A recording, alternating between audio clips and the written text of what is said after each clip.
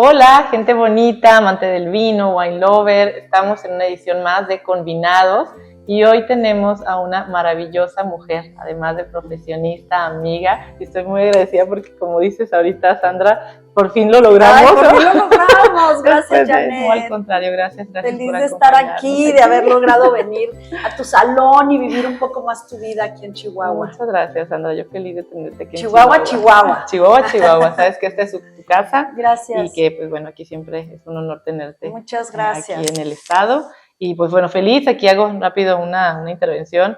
Ya estamos a unos 2 días, 2 días y medio, ¿no? de iniciar el México Selection, el concurso mundial de Bruselas aquí en Chihuahua, y que bueno, pues también aprovechamos para que Sandrita nos visitara aquí al Salón del Vino, y pues preguntarte, digo, hay mucha gente que sé que te conoce y me encanta porque justo platico con restauranteros, amigos, ¿no? Sommeliers también de aquí de Chihuahua, y que pronto, digo, quiero que conozcan a esta maravillosa mujer que digo que he tenido la oportunidad de conocerte, fuiste mi maestra, ¿no? Que nunca se me va a olvidar, y que fuiste dejando pues esa espinita para que cada uno de nosotros que estábamos pues apenas iniciando, ¿no? El mundo del vino, pues bueno, siguiéramos por esta pasión, ¿no? Entonces, bueno, me gustaría preguntarte quién es Sandra. Ay. y que nos contaras pues aquí a toda nuestra audiencia de Convinados. Muchas gracias por recibirme. Además, muy contenta de regresar a Chihuahua.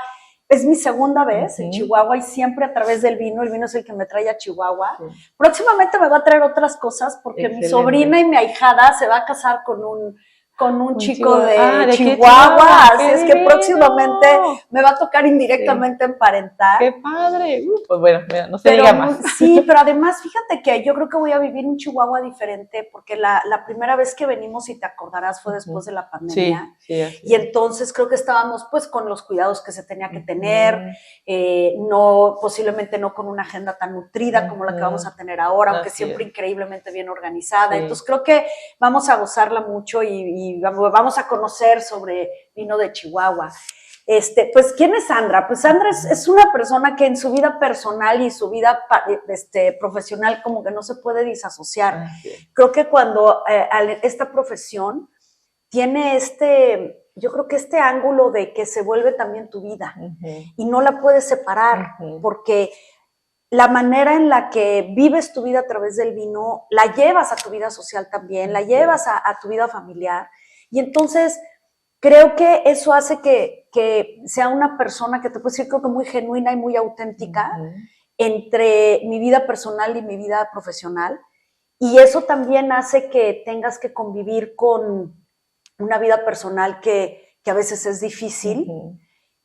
Porque esta vida se vive mucho en la noche, se vive mucho en eventos, se vive mucho a través de mañana, tarde y noche, y entonces a veces es difícil hacer una vida personal, pero yo creo que cuando estás viviendo una pasión, que fue lo que yo encontré hace 20 y tantos años en el mundo del vino, te vuelve una persona muy comprometida en todo.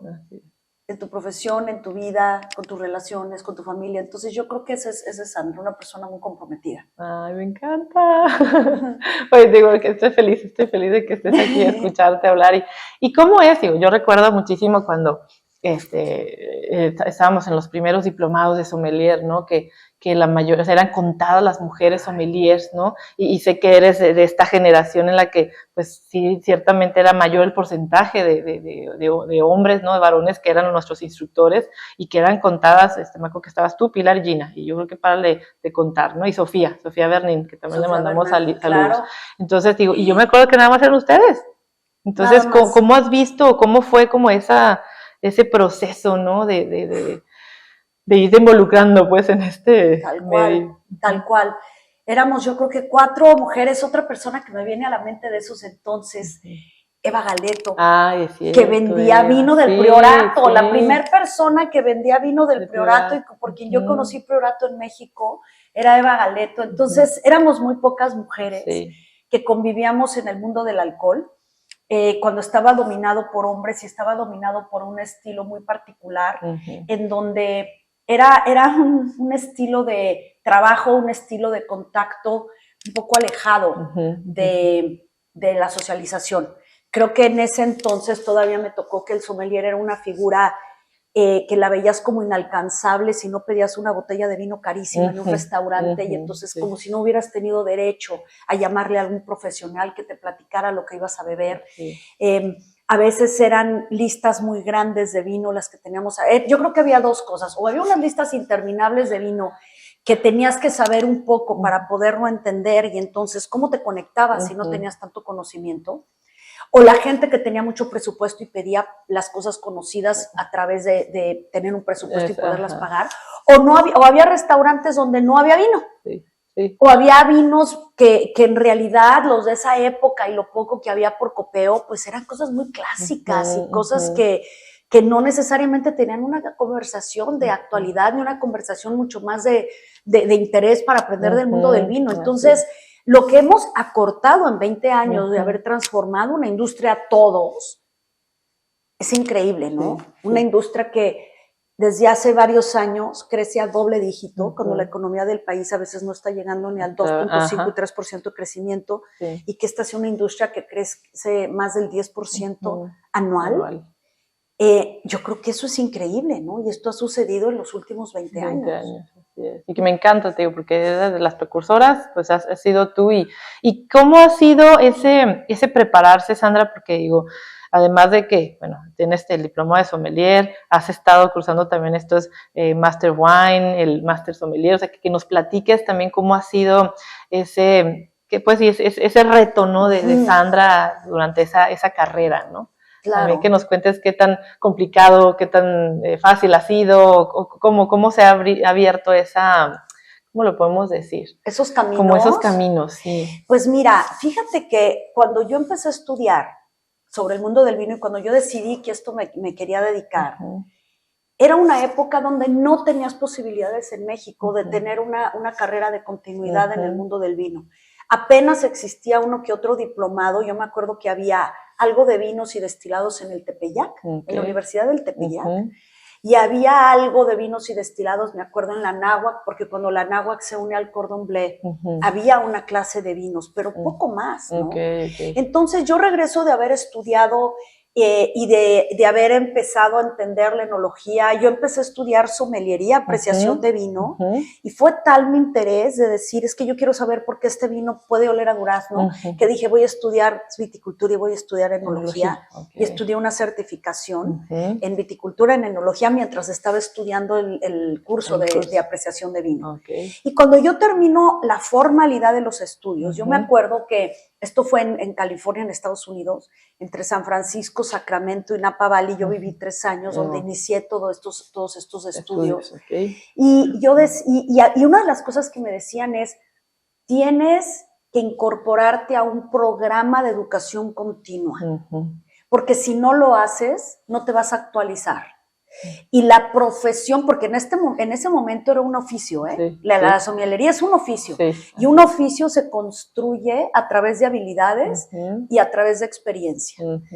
Y todos estos skills tienen que ver con estudios, pero también tienen que ver con práctica, ¿no? Y la experiencia te la va dando el tiempo también, y te va dando tu posibilidad de enfrentarte a vinos que no conoces. Entonces yo me acuerdo que me dijeron, te tienes que sumar a un programa para seguir con educación continua, porque el oficio del sommelier es como el de la medicina guardada a toda proporción.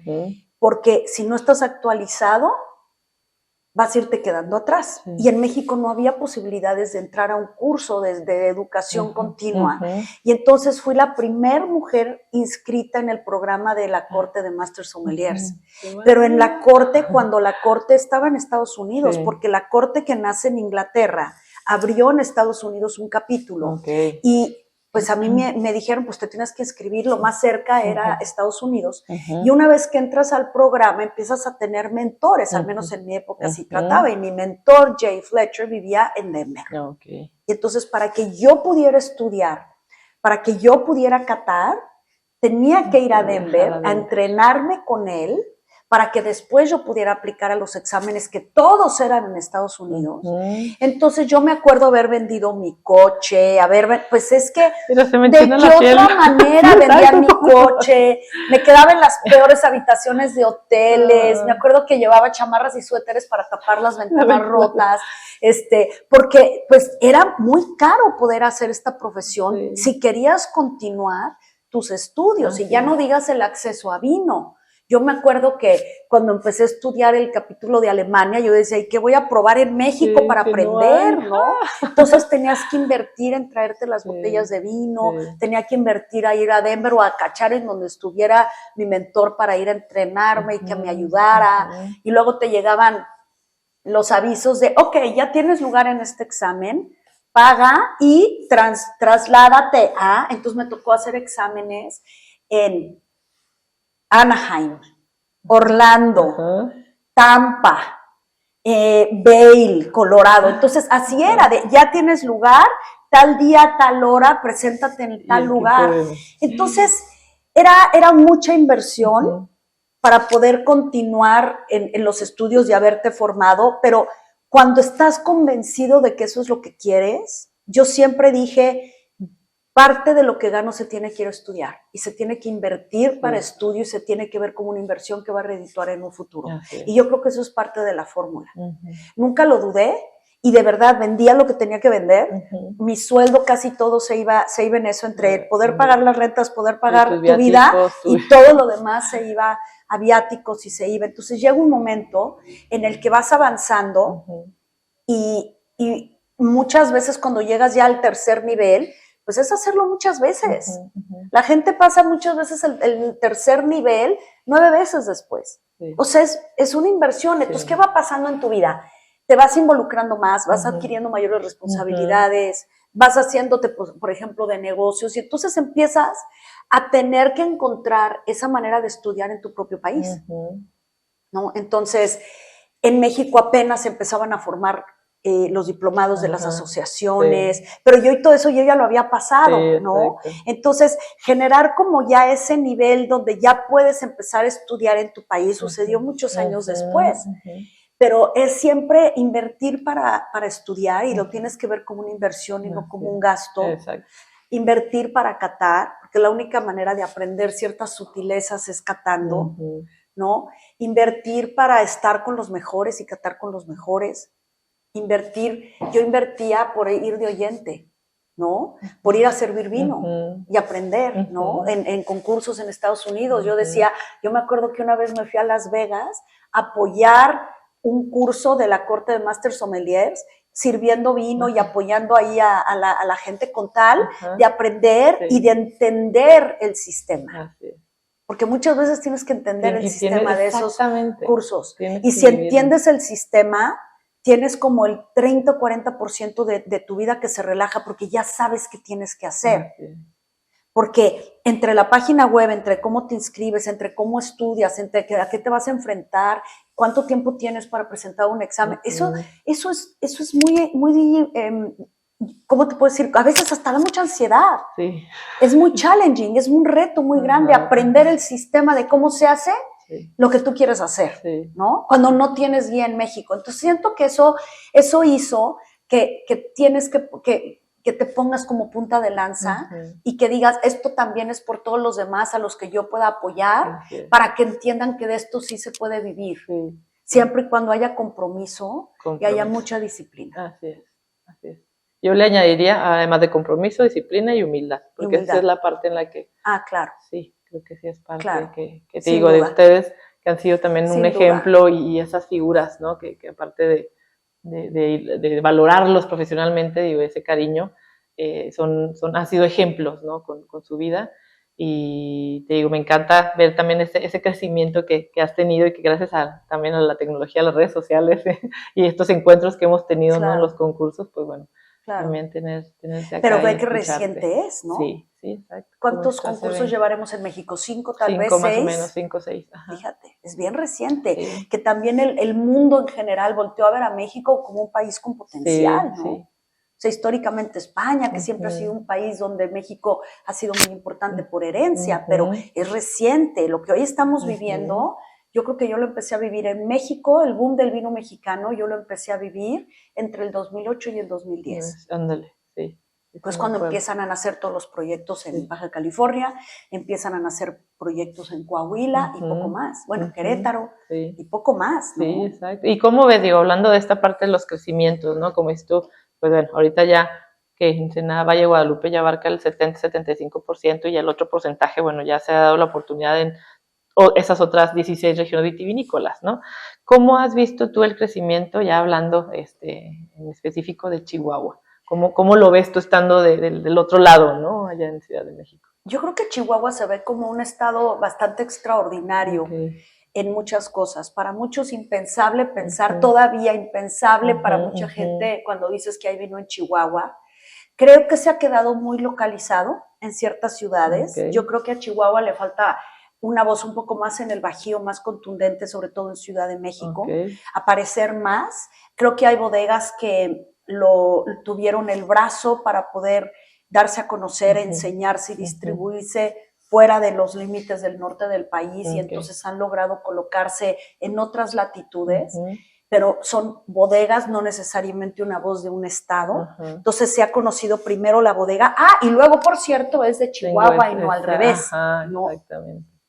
Siento que Chihuahua estado le falta una voz más en el centro y en el sur. Porque lo que sí creo que se ha logrado es algunas bodegas tener un reflector, ¿no? Definitivamente. Creo que otra de las cosas fascinantes de Chihuahua es la diversidad impresionante de posibilidades de estilos enológicos por las diferentes alturas, por las diferentes climatologías. Hay mucha gente que no sabe que este es el estado que más cantidad de microclimas tiene, ¿no? Y que lo mismo te vas a encontrar blancos de Gewürztraminer que tintos robustos, intensos, de la uva que quieras. Todas las uvas tintas están aquí. Sangiovese estoy viendo por aquí, ¿no? Ya no digas los blends que creo que han caracterizado mucho a Chihuahua, los blends en uvas tintas, pero aquí veo Sangioveses y veo surgir bodegas y bodegas y bodegas. Y yo creo que eso habla de que están encontrando un camino en oferta y demanda en el propio estado, lo cual es bueno. O sea, si el propio estado está consumiendo lo que las propias bodegas están produciendo interestatalmente, pues creo que habla de primero una aceptación ya de un oficio que está en este estado y que llegó para quedarse y que se tiene que incorporar en la vida del chihuahuense, se dice del chihuahuense, se tiene que permear en la vida, se tiene que permear en los proyectos, se tiene que permear en los hoteles, en los restaurantes, en los eventos, se tiene que permear. Todas las empresas hacen eventos, todas, ¿no? Y en todas las empresas siempre se abre una botella de vino. Y yo creo que es empezar por ahí, ¿no? Una protección de tu propio estado y después salir. No sé cómo está el tema de exportación. Son pocos ahorita las bodegas que están exportando, si mal no recuerdo son como entre 2 o 3. Ha sido poco a poco el tema allá en Nuevo México, ¿no? Me encanta porque es como el mercado de la nostalgia, ¿no? Gente que pronto se va al otro lado y ellos son los primeros en consumirlo. Pero ahorita me encanta lo que comenta Sandra y creo que sí ha sido también un esfuerzo en conjunto con estas pues crecientes entre, número uno, las mismas vinícolas, con estos personajes que poco a poco hemos crecido como sommeliers, ¿no? Aquí en el estado, y que entre todos hemos hecho una comunidad muy interesante en sumar y en decir, este es el vino de Chihuahua, ¿no? Conócelo. Entonces, que se proyecte así, o sea, de allá tú cómo lo ves, ¿no? De Centro Bajío, digo, está perfecto y me encanta porque, no sé, digo, tuve la bendición de estar en Italia en varias ocasiones y justo es eso, o sea, ellos primero crearon su comunidad en cuanto al vino y después empezaron el tema de la exportación, ¿no? Entonces digo, pues una fórmula que ya está probada, ¿no? Totalmente. Entonces hacerla aquí así y que te digo, ya poco a poco, de 6 años a la fecha que yo vuelvo a mi tierra, me encanta porque ahorita ya veo varios restaurantes ya con una oferta de vinos de Chihuahua que se están como interesando, ¿no? No nada más es Chihuahua y Chihuahua, ¿no? A ver, está Delicia, está Santa Isabel, está Satebú, está Cuauhtémoc, Namiquita, Casa Grande, bueno, prueba de todas estas regiones, ¿no? Entonces ahorita que te escucho digo, me encanta. Y sí, hay bodegas que han estado apostando a uvas, sobre todo italianas, ¿no? Ahorita ya viste la Sangiovese, tenemos Moscato, tenemos Malvasía, tenemos Aglianico, Montepulciano. Entonces, bueno, es maravilloso, ¿no? Además de que sí, o sea, la uva Tempranillo, que por ejemplo ahorita vamos a escuchar este vino de uva Tempranillo, se está dando excelentemente bien. La uva Malbec, ¿no? Es una variedad que se ha adaptado muy bien en esta zona y que justo, bueno, ese estudio que se hace en el 2009, ¿no? De esa similitud que tenemos entre Argentina, también nuestras alturas y que, bueno, creo que Malbec es una variedad que tiene una expresión muy interesante. Bueno, ya te tocará probar varios. Claro, por las cordilleras, por la sierra, ¿no?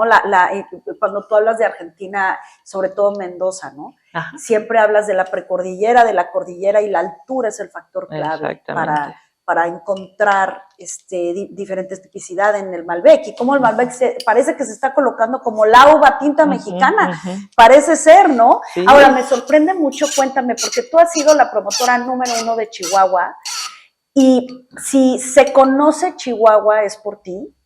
Y tú tienes mucho trabajo en Guadalajara, por ejemplo. Dime cómo se recibe, cómo entiendes un estado que tiene tanta diversidad,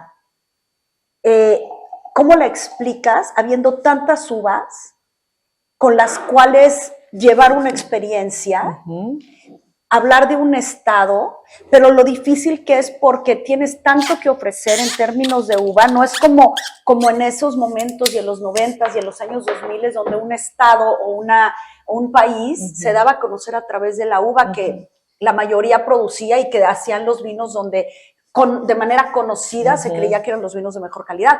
¿Cómo presentas Chihuahua cuando hay esta diversidad? ¿Cómo presento Chihuahua?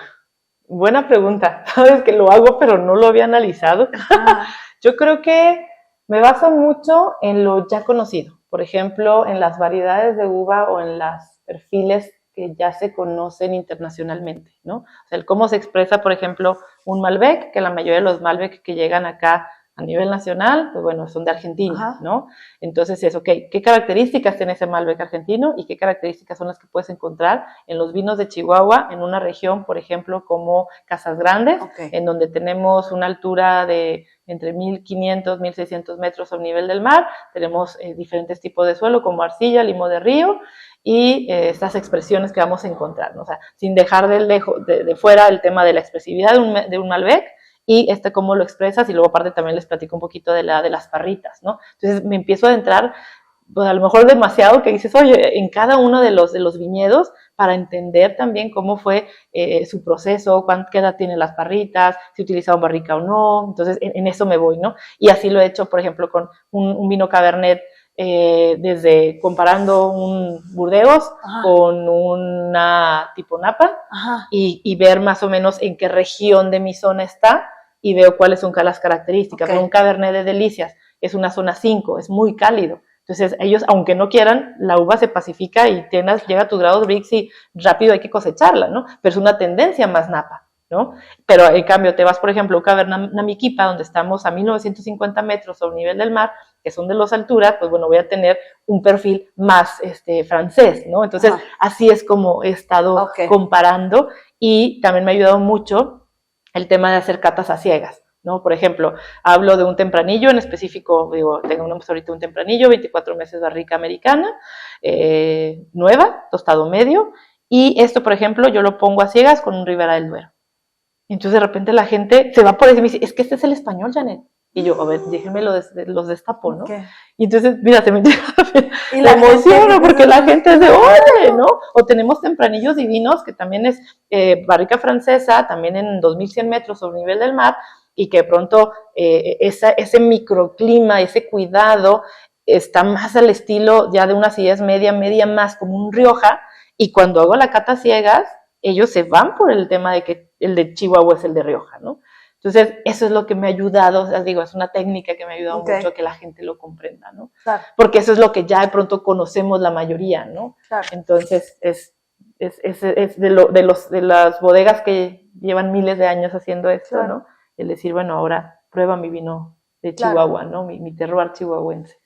Y es que qué reto, porque ¿cuántos estados pueden hablar de haber tantas regiones tan diversas? O sea, porque tú puedes hablar de una Ensenada, y claro que hay muchos valles, y bueno, ahora ya puedes separar Valle de Ojos Negros de una climatología mucho más atípica de lo que estábamos acostumbrados a entender en el resto de los valles. Pero aquí, donde hay 5 zonas, y primero hay que entender la geografía y además conectarte con la propia gente que va a decir, es que en serio se hace vino en Chihuahua, o sea, en hace vino en Cuauhtémoc, exacto, en claro, Cuauhtémoc. sí, exacto. Y que mucha gente también a veces me encanta porque le digo, señores, cuando siempre vaya a capacitar a los restaurantes, ¿no? Nosotros hacemos vino. Pues sí, estamos en Parras, ¿no? Y yo, a ver, espérenme, es Parras, Coahuila, sí, es Parral, Chihuahua. Sí, ciertamente Parral, ahorita de hecho ya se están retomando viñedos allá, tiene años, o sea, de hecho por eso el nombre, porque hubo una época de la historia de Chihuahua en donde ahí también se cosecharon las primeras vides, ¿no? Pero también es esta parte, ¿no? De que sí, Chihuahua tiene vestigios que desde 1600 teníamos vides que trajeron los franciscanos para cosechar uva y hacer vino para evangelizar, pero que de pronto por ciertas cosas, pues entre intereses políticos llega el algodón, la parte más industrializado, entonces bueno, eso también como que va apagando, ¿no? Y cuando yo me acuerdo, yo llego, ya estábamos en la tercera ola, que se retoma desde que será como en el 93, ¿no? Que empiezan justo estos ingenieros químicos, agrónomos a identificar a Chihuahua como un potencial para cosechar uva para vino, ¿no? Entonces empiezan justo a hacer sus viños experimentales y ya en el 2009 de los 90, todos los 90 hacia 2009, ¿crees que hubo un detonante? Sí, es mediano, pudiera decirse como mediano. Ya del 2009 al 2015, ¡fum!, es cuando ya empezaron a crecer todos, ¿no? Entonces, en el 2009, justo por ese trabajo que ya se venía haciendo desde los 90, en el 2009 es cuando se hace este estudio, justo por buscar productos agrícolas que requieran menos agua, es cuando dicen, oye, pues a ver, o sea, Chihuahua es la tierra de los nogales, de los manzanos, ¿no? Entonces dice, ¿qué más, no? Para que utilice menos agua. Entonces, cuando empiezan a hacer este estudio con una misión o un objetivo de reconversión del producto agrícola, y es cuando dan con el tema de la vitis vinífera, ¿no? Y es cuando empieza ya el tema de que varios empresarios empiezan a poner el ojo en este maravilloso producto. En el producto. Y ahí empieza varios, y eso es lo más bonito que me gustó. Digo, Chihuahua se ha caracterizado, uno, pues como un estado ganadero, y dos, un estado agrícola. Entonces, a la hora de que ellos empiezan a identificar que dentro de su municipio tienen una zona cuya virtud es que ciertas variedades de uva pueden cosecharse ahí, es cuando dicen, ok, ¿de dónde me las traigo, no? Empiezo a entender a la parrita, y empiezo a ver su ciclo, y empiezo a trabajarlo, y empiezo a crecer mis hectáreas, ¿no?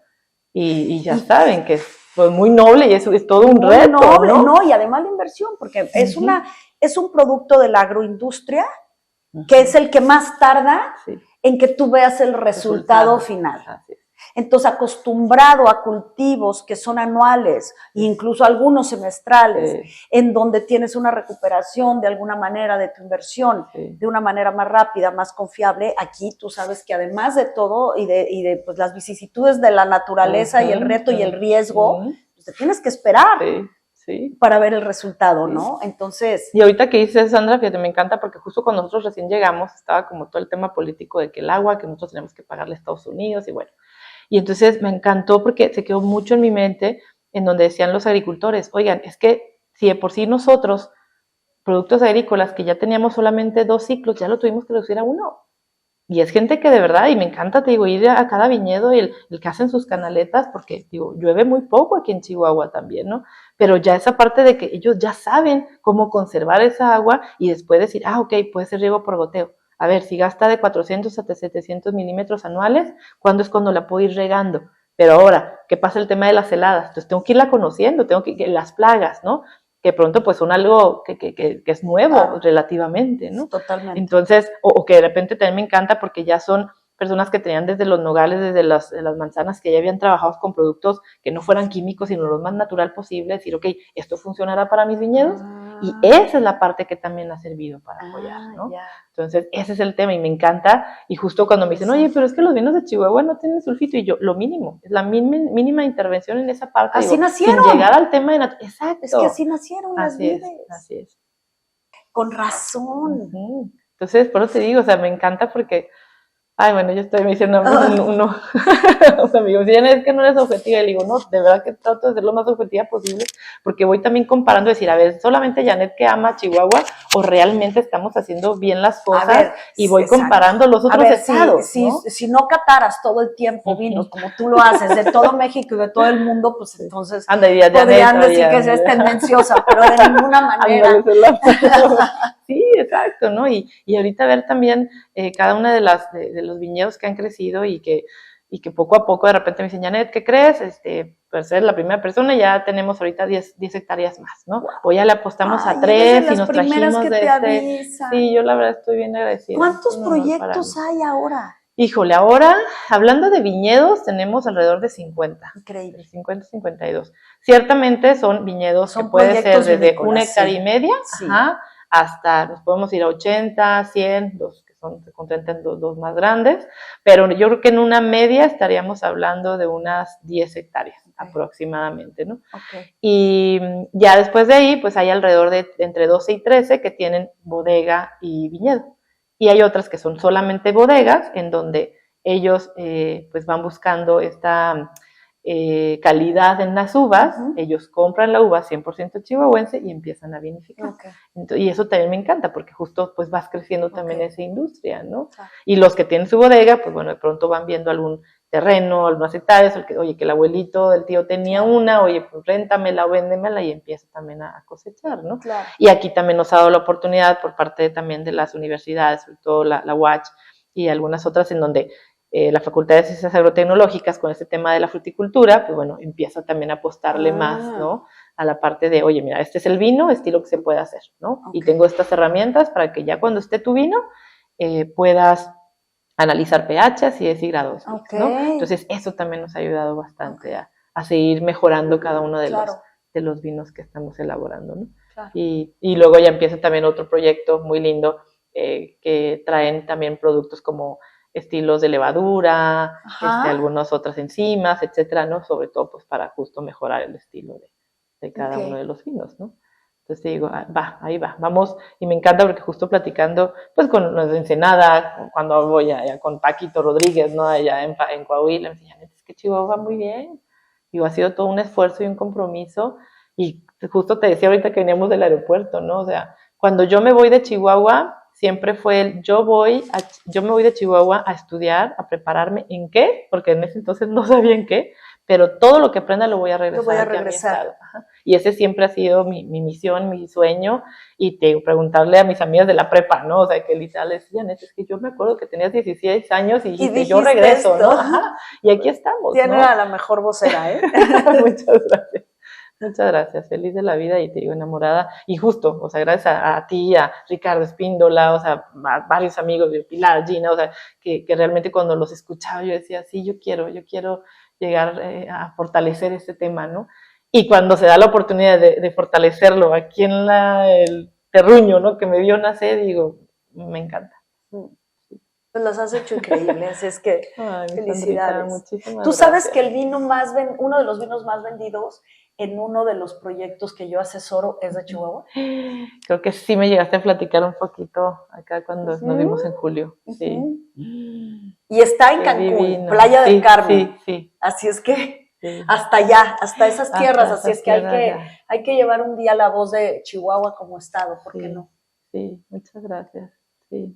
Oye, bueno, que nos platicaras también. Invitado? Algo así. Sí, vamos a hacerlo. Yo feliz de la vida, y te digo, ahorita también sé que amigos, colegas, ¿no? Nos están viendo aquí en nuestras redes en Combinados, y que sé que también esto va a impactar y va a hacer eco también para que se vayan sumando, y vamos haciéndolo, Sandra. Vamos haciendo, porque sí creo que unidos podemos más, ¿no? Sí, digo, a lo mejor es una frase un poco trillada, pero que dicen, si quieres llegar rápido, llega solo, si quieres llegar sólido llega en equipo, ¿no? En conjunto, exactamente. Claro. Y si algo he aprendido, digo, de ti, bueno, también a Andrés Amor, de Laurita, o sea, de verdad que me encanta esa comunidad que han creado, y yo, Janet Ochoa, me siento muy apapachada cuando estoy con ustedes, y cada vez les aprendo más, y me encanta esa voz que tienen ustedes allá, y que se pueda también replicar y hacer, pues, estos lazos más fuertes, ¿no? Claro. Sí lo creo. Y ahora, atrás de cámaras, hay una pregunta que quieren hacer. En relación a lo que están hablando, ¿qué tan complicado, ahora que tú has profesionalizado esta parte de la sommelería allá en el centro, qué tan complicado? Sé que con gente como Janet, la pasión está a flor de piel, pero ¿cómo los enamoras para que comuniquen? ¿Cómo puedes llegar a ellos para que a través de esa profesionalización ellos comuniquen la misma pasión?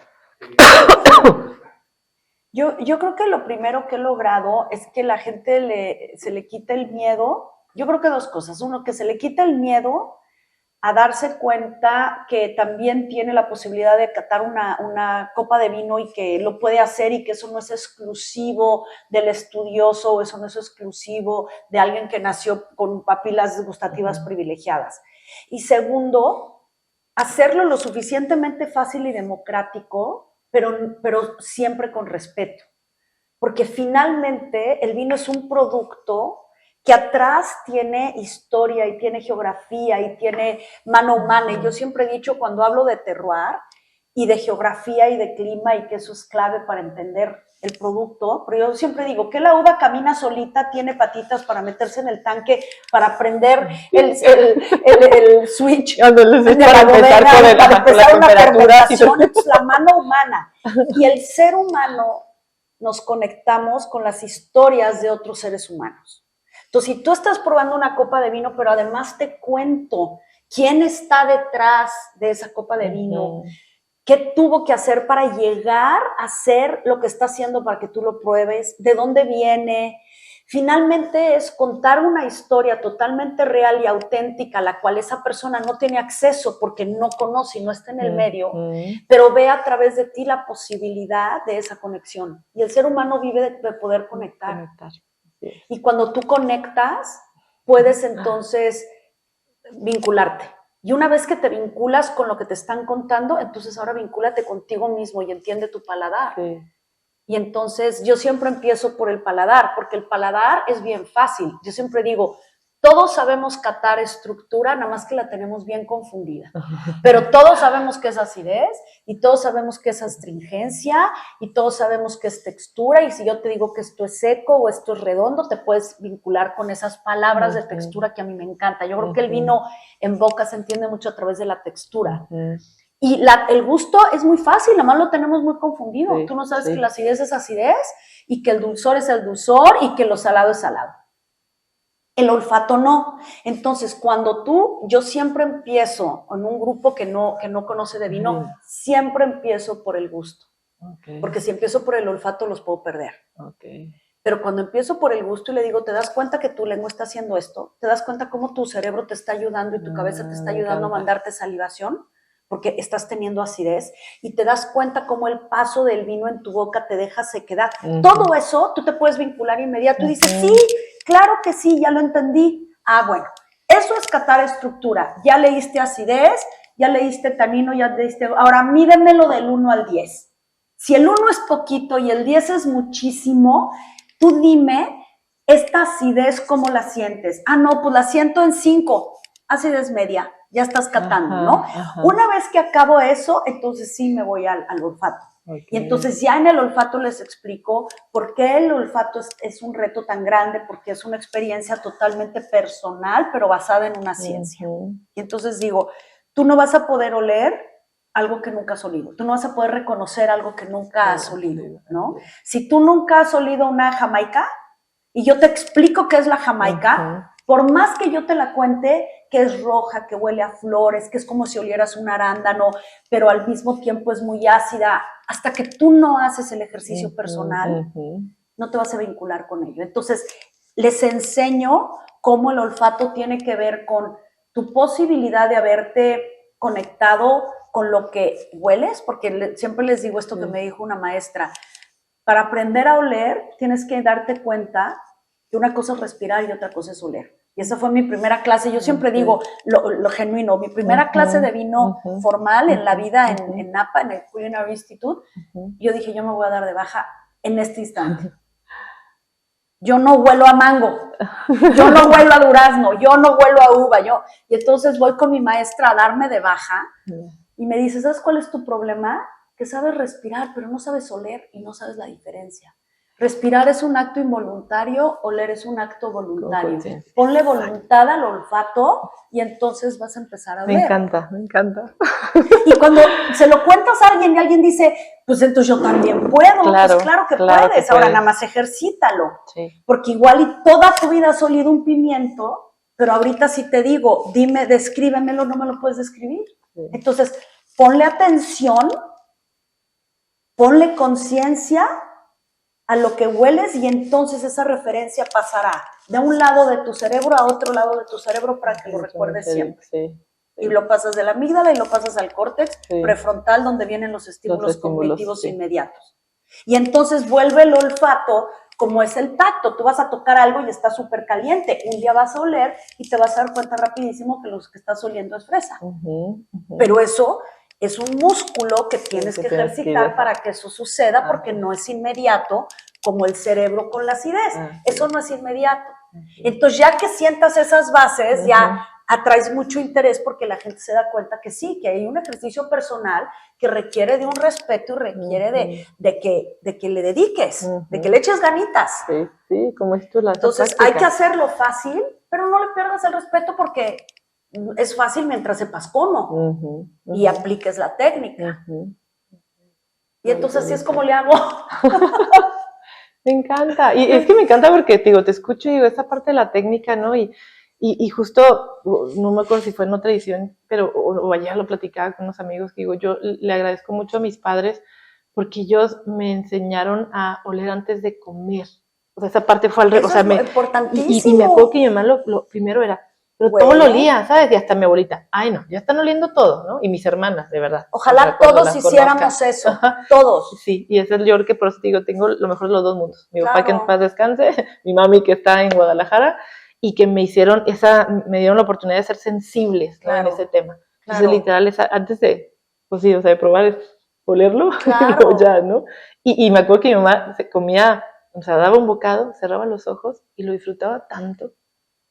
Pues ojalá, eso es el principio, para poder conectarte con el olfato, que es lo más difícil, porque el olfato genera mucho rechazo en muchas cosas, porque generas un estímulo de un sentimiento. Entonces tú puedes oler algo que te ocasiona mucha tristeza. O coraje. Entonces eso te da coraje, también, ¿no? entonces tú no puedes ir por la vida con coraje y luego feliz y luego, entonces lo bloqueas. Sí. Porque todos los estímulos olfativos generan una emoción, porque están vinculados con el recuerdo. Sí. Cuando tú transformas eso en un estímulo inmediato de recordación y de descripción, te brincas la emoción, pero partes de ahí. Sí. Y esa inspiración que tú dices de tu papá, yo la tuve también de mi padre, le fascinaba cocinar y entonces nos vinculó mucho con aromas y le fascinaba el vino y todo esto que a ti te pasó. Pero es que viene de ahí. Viene de que ojalá pusiéramos a todos los niños a oler antes de probar. Porque entonces de entrada ya van a crecer sabiéndolo hacer como algo normal, no algo que tienes que acordarte que tienes que hacer. Sí, y es que como dices tú, o sea, desde el momento en el que se nos olvida hasta respirar, imagínate, o sea, claro que oler ni siquiera lo tenemos consciente, ¿no? Entonces, desde primero aprender a respirar, y ese tema de que yo les digo cuando hacemos las catas, ¿no? De el tiempo con el vino es un tiempo para ti. Entonces ya como que bajas la guardia. Claro. Y ahora es todos los sentidos, y ahorita que hiciste todo ese proceso, es cuando dices, ok, ya estoy respirando, ¿no? Claro. Y ahora ya voy a oler. Claro. Me encanta. Y ahorita que dices eso, yo tengo un proyecto bien bonito en México con una de las maestras más importantes de meditación. Ajá. Y en nuestro proyecto se llama Mindfulness. Okay. Y hacemos sesiones de meditación para aprender a catar. Okay. Y entonces lo hacemos en su estudio, ajá, en donde ella usa todas las técnicas para llevar a la gente a un estado de meditación, pero con los ojos cerrados. Entonces les ponemos antifaces, ajá, ella empieza a ponerlos a todos en un estado de meditación, hace una meditación con ellos, ajá, y ya luego me pasa la voz, y enfrente la gente tiene sus copas de vino. Okay. Y entonces una vez que ellos entienden su cuadrante, uh-huh, con los ojos cerrados toman la copa, sí, le empiezan a oler, y entonces no existe marca, no existe forma de botella, uh-huh, nada que intervenga con tu propio momento. Así y tu es, propia que no conexión. te sugestione. Maravilloso. Bien bonito. Ah, pues luego voy a ir a México para que me Mindfulness, lo hago con Alison Mestre. Y es con Alison Mestre. Uh-huh. Ay, qué maravilla. Bien bonito. Felicidades, Sandra. Pero luego espero que coincidamos cuando vaya a la Ciudad de México. Hagamos un mindfulness para vino de Chihuahua. Me encanta. Sí. Hay que ponerle fecha. Hagamos un mindfulness. Porque luego la agenda es muy ocupada. Porque a ciegas te conectas con, hagamos un ejercicio con, imagínate 5 regiones con vinos muy típicos de cada región. Sí. Y entonces dices, esto es de este lugar. Okay. Hagámoslo. ¡Qué bonito! Ya tenemos plan. Ya tenemos plan. Para más planes y proyectos. Ya tenemos plan. Sí, pues tú me dices la fecha del próximo año, porque yo sé que también tu calendario está ocupado, pero bueno, me encantaría y vamos dándole. Hagámoslo. Y yo sé que la gente me encantaría vivir la experiencia. Sí. Hagámoslo. ¡Ay, qué emoción! ¿Alguna otra pregunta? Contáctenos. Lo hacemos a través, convocatoria a través de Combinados y Media Uva en YouTube. Y ahí invitados solo suscritos al canal de YouTube. Ajá, exacto, para que te vayan anotando. En relación a los proyectos, sé que te lo deben de preguntar mis hijos. Esta parte del legado que has dejado con Casa Madero. Ajá. Ahora que somos mayor consumidor, que el consumo de vino aumentó con este tipo de botellas como 3B, 2B. Sí. ¿Qué es lo que piensas de este legado en las casas de vino? ¿Lo que estás dejando?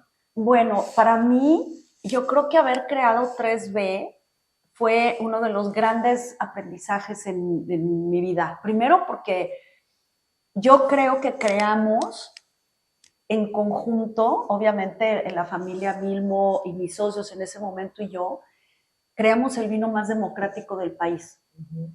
3B es un vino que no importa el precio, lo ves en grandes experiencias de fine dining, lo ves a la gente regalándolo a otras personas y todos sabemos cuánto puede costar, pero el precio es totalmente irrelevante en 3B. Porque es un vino tan querido que a todo mundo le cae perfecto que te la regalen. Todo el mundo lo ve en una carta y descansa y dice, ya está en la carta y quiero un 3B. Entonces, yo siento que 3B es un vino que logró darnos a entender que el vino mexicano podía ser bueno, bonito y barato.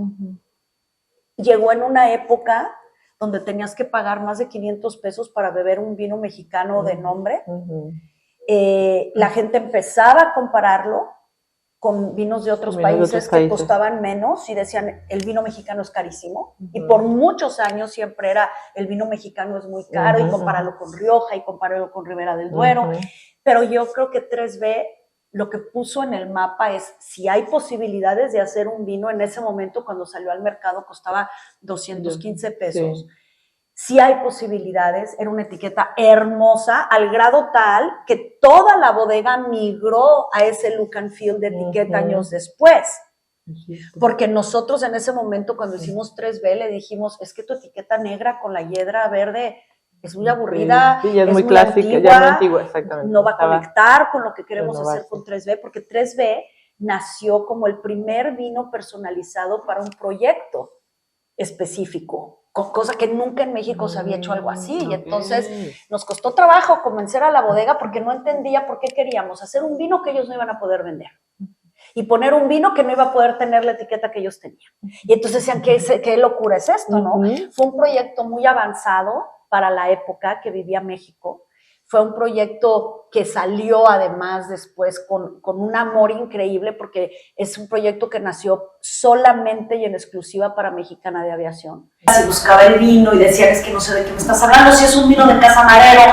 Le hablaban a la bodega y la bodega les decía, es que yo ese vino no te lo puedo vender porque es un proyecto exclusivo de Sandra y sus socios. Y entonces, pues cuando se tuvo la posibilidad de que ese vino Mexicana de Aviación pues se declaró en moratoria, quiebra. Y entonces, pues las botellas que se habían creado salen al mercado. Así hicimos 3B y 2B. Salen al mercado, la gente empieza a poder tener acceso a ellas y se vuelve el vino hasta la fecha más vendido de Casa Madero. Entonces es un vino que nació con un alma y un ángel increíble y vino a democratizar el vino en México. Vino a darle las posibilidades a la gente de beber vino mexicano cuando el vino mexicano estaba al doble o triple de ese precio. ¡Qué maravilla! Sí, es un vino muy bonito. Y lo aprendimos mucho, porque yo siempre digo que si yo le hubiera puesto mi nombre a ese vino y hubiera firmado yo el contrato también, estaríamos teniendo esta plática en un yate en un y los mismos que nos queremos mucho se ríen, ¿no? Pero sí, siempre dicen que soy la madrina y que ese vino, y afortunadamente, pues es un vino que llegó para quedarse y que llegó a poner un estándar que no había en México, ¿no? Creo que eso es lo más lindo de esa etiqueta. Y ahorita que estamos haciendo el proyecto de legado con ellos, me invitaron a un proyecto que se llama Biblioteca de Cosechas. Okay. Y ese es un proyecto bien bonito donde ellos se dieron cuenta que tenían un increíble acervo de añadas antiguas con suficiente cantidad para que se pudieran hacer catas y ejercicios, y hicimos el primero hace 2 semanas en el Club de Industriales. Abrimos Gran Reserva Shiraz, año 2002, 2005, 2006, 2011, 15, 16. Oye, ¿qué tal? Estuvo increíble. Hicimos, entonces la idea es que cada año se devele una de las grandes reservas con añadas, donde previamente las catamos y descartamos las añadas que no han tenido una evolución correcta, y las que sí estamos generando el proyecto a través de ellas. Está hermoso. Qué hermoso. Y hay maneras, o sea, también lo van a ampliar. Y lo van a sí. Quieren ir a Guadalajara a presentar Biblioteca de Cosechas, creo que también Monterrey, y me parece que yo espero en algún momento que también lo podamos llevar al sureste, pero sí, porque hay la suficiente cantidad de vino y además se va a empezar a vender en la página web. Qué bonito. Sí, bien lindo. Para que lo revises con ellos, para ver si puede haber posibilidades. Sí, antier hicimos otro muy lindo, muy chiquito, más chiquito, para la añada, el vino 1597, que es el más premium de Casa Madero. Hicimos una vertical 15, 16, 17 y 18 para tarjetavientes de American Express hace 2 días. Entonces está muy lindo, está muy padre este nuevo plan. Así es que vengamos a Chihuahua a hacer Biblioteca de Cosechas. Estos mensajes para Casa Madero, le vamos a mandar, exacto. Oye, sí, está ya padrísimo. Fíjate que justo ahorita el honor que ha sido para mí que pues las bodegas de Chihuahua tengan esa confianza, ¿no? Y se acerquen conmigo. Hemos estado haciendo justo estas capas verticales desde la añada 2016, 17, 18, 19 y 20. ¡Qué bonito! Y de una uva que pues, normalmente no la encontramos tan cosechada, ¿no? O plantada a nivel nacional, que es la garnacha tintorera. ¡No me digas! Y me encanta porque justo platicamos, pues nos dimos a la tarea, ¿no? Por eso les digo, cada una de las vinícolas haga su histórico. O sea, cómo estuvo esa añada, cómo estuvo el pH, acidez, qué sucedió, ¿no? Si nevó, si heló, si hubo plaga, para entender también todo lo que hay en la botella. Entonces, y nos dimos a la tarea justo con esta bodega de analizar cada año y documentarlo. Exactamente. Y ha sido una experiencia muy linda. Maravilla. Que también eso nos la podemos llevar a México. Claro. Me encantaría. Y hacemos eso. Pero te digo, o sea, hay mucho por hacer. Es que hay varias bodegas que pueden tener una vertical. Así es. Y por eso les digo siempre, guárdala. No, es que nos acaban. ¿Qué vendo? No. Pero te digo una cajita. Sí, con eso. Vas dejando un testigo. Y también un testigo de tu evolución. Así es, estoy de acuerdo. Y documentar. Esto, lo padre también aquí es cuando, por ejemplo, de repente hay brincos a partir del año 2018. Hay un carácter en los vinos bien diferente, y es exactamente cuando entró Cristian Rojas a hacer la enología, después de Paco, y ves que cómo interviene la mano, o sea, la mano del enólogo es esencial también para crear el estilo de vino. Fíjate que ahorita justo me acordé también de Víctor Torres, ¿no? De que también apoya muchísimo aquí a Chihuahua y está haciendo cosas maravillosas, y como dices, o sea, el que estos personajes también vean lo que está haciendo Chihuahua y también pues vean que todo este potencial que tenemos para nosotros es valiosísimo. Ay, Sandrita, pues muchísimas gracias. Feliz. Tengo mucho en mi mente de que más te pregunto porque no creo que se vayan. Pero no, bueno, pensando en una segunda entrevista, nos acompañas también a ver cómo vas con tus proyectos, y pues nuevamente agradecida con la Alex allá en en producción. Gracias, Alex. Gracias a cada uno de nuestra audiencia que siempre nos está siguiendo y que cada vez somos más. Como sommelier, a la gente que se quiere dedicar a la parte de la sommeliería, ¿qué le recomendarías? Decirle que sí. Yo creo que hay un campo bien bonito ahorita en México para desarrollarlo. Las bodegas creo que podrían necesitar cada vez más esta figura y creo que yo sí lo recomiendo. Hay enormes posibilidades para hombres y para mujeres. Yo siempre digo que es un oficio, una industria que tiene una amplitud tan grande de momentos y de tiempos que puedes abordar desde diferentes momentos de tu vida.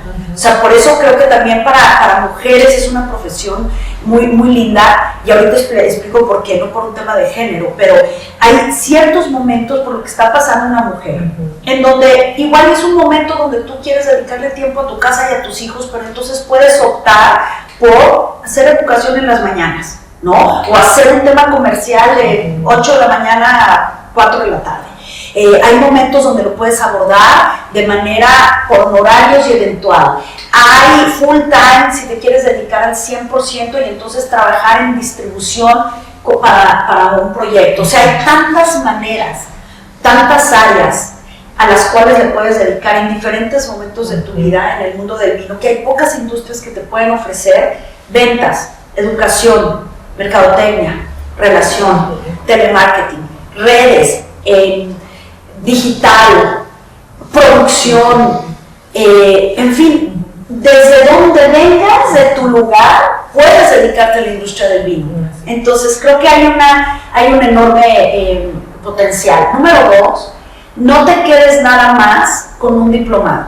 O sea, si te vas a dedicar a la industria del vino, creo que hoy, como se requiere el puesto, veo que nos está faltando profesionalización. O sea, tú no puedes pensar que eres un sommelier después de 9 meses de estudiar un diplomado. Eso no es ser un sommelier. Tienes que seguir actualizándote, tienes que invertir por educarte, tienes que invertir por botellas de vino para catar, tienes que invertir en ti como persona si te falta trabajar tu expresión corporal, si te falta trabajar tu vocabulario, si es que quieres dedicarte de venta al público o ofrecer vino, ¿no?